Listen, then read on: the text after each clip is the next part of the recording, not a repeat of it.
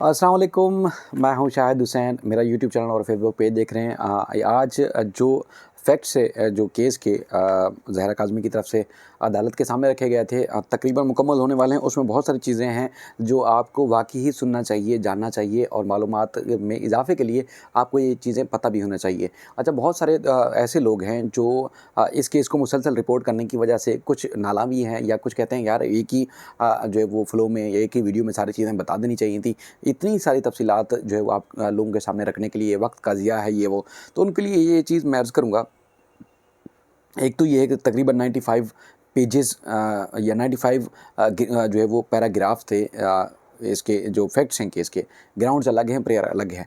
और एक तवील तरीन यानी कि एक दरख्वास्त थी जो कि तकरीबन 4.5 महीने से ज़्यादा मुहित पर जो है ये जुल्म और जबर किया गया लड़की के ऊपर, ये उसके ऊपर मुहित थी।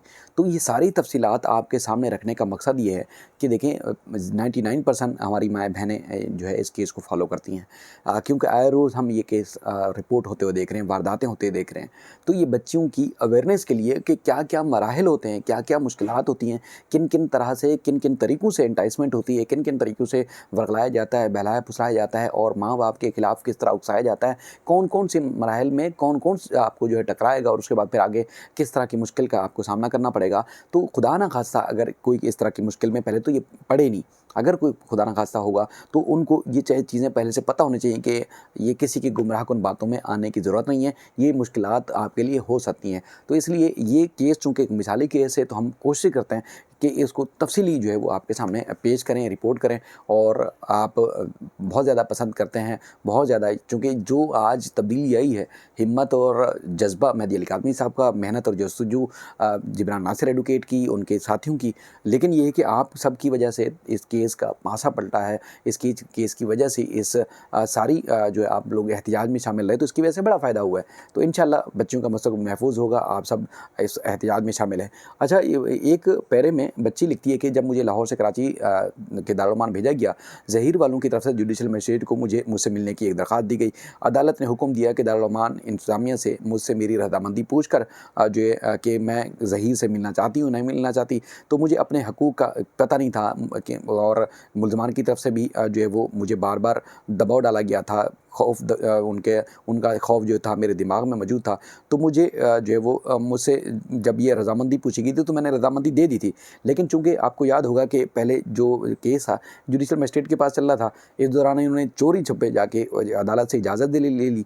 लेकिन उसके बाद फिर केस दूसरी अदालत मुंतकिल हो गया। तो उसके बाद फिर जब बच्ची ने हलफ़नामा दिया कि हाँ जी ठीक है मुझे मिलना है, लेकिन वो मिल नहीं सका। मुलज़िम ने बड़ी कोशिश की थी और आपको याद होगा बहुत सारी चीज़ें उसने जो पेश करने की या भेजने की कोशिश भी की थी।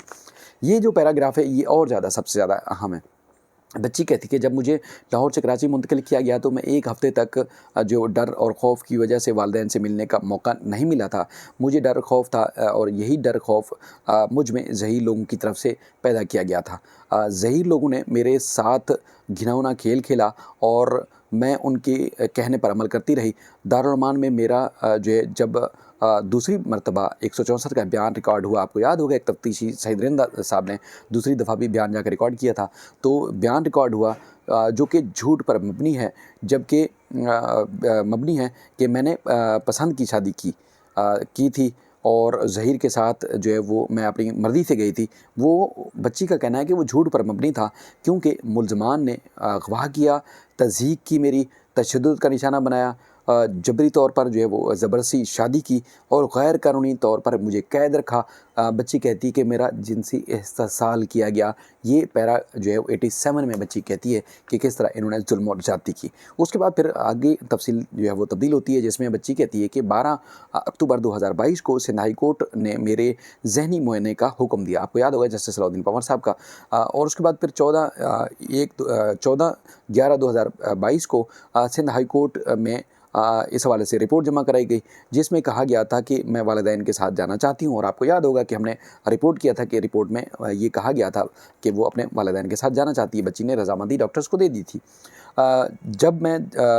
बच्ची कहती है जब मैं दारुल अमान में थी तो मैंने भी जो है वो ये कहा था कि मैं अपने पढ़ाई जारी रखना चाहती हूँ, मैं वालिदैन के पास जाना चाहती हूँ, मैं अपने वालिदैन के साथ जो है वालिदैन और इसके अलावा जो है वो बहनों को भी मुतअद्दिद ख़तूत भी लिखे, जो ख़तूत हमने आपके सामने रखे थे, ख़तूत भी लिखे और उन वालिद और वालिदैन और बहनों को मैंने कार्ड्स भी भेजे थे।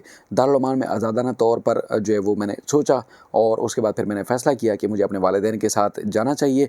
मैं ये फ़ैसला जो है वो किसी दबाव या के बग़ैर मैंने किया और आज़ादाना तौर पर जो है मैंने फ़ैसला किया कि मुझे माँ-बाप के पास जाना है।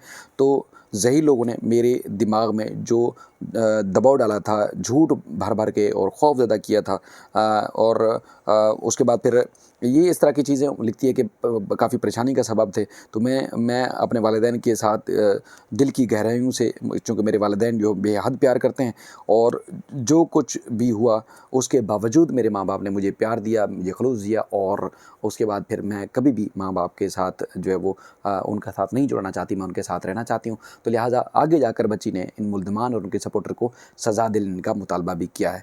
अच्छा, अब ये एक सारी तफ़सील आपने जानी और ये सारी तफ़सीलात यानी कि बच्ची अपने माँ-बाप से प्यार मोहब्बत की बात कर रही है और माँ-बाप की मोहब्बत जो है वो बहनों की मोहब्बत आपको पता है कि ढकी-छुपी भी नहीं, उन्होंने ईद के दिन भी इज़हार किया और मुतअद्दिद बार ज़ाहिर है अब इतना सारा उन्होंने मुश्किल सही, दुःख सहा, तकलीफ़ सही मेहदी काज़मी और उनके ख़ानदान ने, तो यकीनी तौर पर इस बेटी के हसूल के लिए और बेटी को मुश्किल से निकालने के लिए की, तो वो हर तरह के इम्तिहान से गुज़रे। लेकिन सूरत हाल ये है कि अब कुछ सरप्राइज़ आने वाला है और सरप्राइज़ इंशाल्लाह बहुत बड़ा होगा, ईद से भी बड़ा सरप्राइज़ होगा। इंशाल्लाह हम कोशिश करेंगे कि कल आपको उस सरप्राइज़ के हवाले से ज़रूर आगाह करें ताकि आप सबको पता होना चाहिए कि कल क्या हुआ है, यानी कि कल की तारीख़ में क्या होगा, क्या हुआ है। इंशाल्लाह कल वो आपको ज़रूर, आप कल की वीडियो जो है वो देखिएगा और ज़रूर ये जो सरप्राइज़ होगा इंशाल्लाह आप इसको जो है वो नहीं भूलेंगे, बल्कि आपकी सबकी खुशियों में मज़ीद इज़ाफ़ा करेगा। अच्छा, चूँकि अब केस जो है वो 29 तारीख़ को रखा हुआ है, इसमें नोटिसेस वग़ैरह जारी हो चुके हैं, इतलात के मुताबिक मुल्ज़मान को मौसूल भी हो चुके हैं इस पे भी, और इसके अलावा फ़ैमिली कोर्ट में जो पहले से केस ज़ेर इल्तवा है जिसमें जो है वो इश्यूज़ फ्रेम हो चुके हैं, उसमें आर्गूमेंट में होने हैं, तो मज़ीद पेशरफ़्त इंशाल्लाह 29 अप्रैल को होगी इस केस में।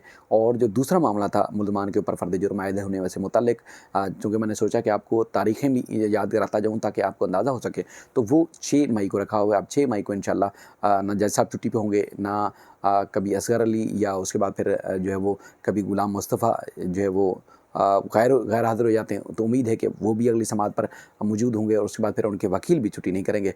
तो जब वो आएँगे तो इंशाल्लाह फ़र्द जुर्म आयद होगी और उसके बाद फिर दीगर जो मामलात हैं ज़ेर इल्तवा इस केस से जुड़े, उसमें जो है काफ़ी पेशरफ़्त होगी।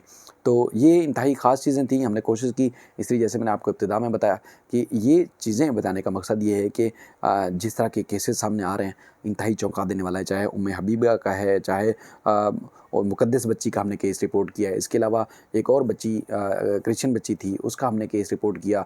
बेशुमार चीज़ें जो है वो हम रिपोर्ट कर रहे हैं। एक ज़हरा है बच्ची जो कि ज़हीर वालिद हैं बुज़ुर्ग। मैं कोशिश करूँगा आने वाले दिनों में इन तमाम वालिदैन को आपके सामने लाऊँ। मैं लाइव कॉल का इंशाल्लाह, अब चूँकि छुट्टियाँ ख़त्म हो गई हैं, मामलात रूटीन में आ गए, तो लाइव कॉल का हम सेशन शुरू करेंगे इंशाल्लाह। रात में किसी न किसी एक मुतासरा फ़ैमिली को आपके सामने ज़रूर रखते रहें, ताकि आप भी देखें और वो इदारे जिन्होंने बच्चियों की तहफ़्फ़ुज़ के लिए काम करना है वो भी देखें, ताकि ये माशरा हमारा महफूज़ हो सके। हमारा मकसद जो है माशरे को महफूज़ करना है, बेटियों को महफूज़ करना है और ज़ालिमों के चुंगल से आज़ाद करवाना। अपना और अपने बच्चों का ज़रूर ख्याल रखिएगा। अल्लाह हाफ़िज़।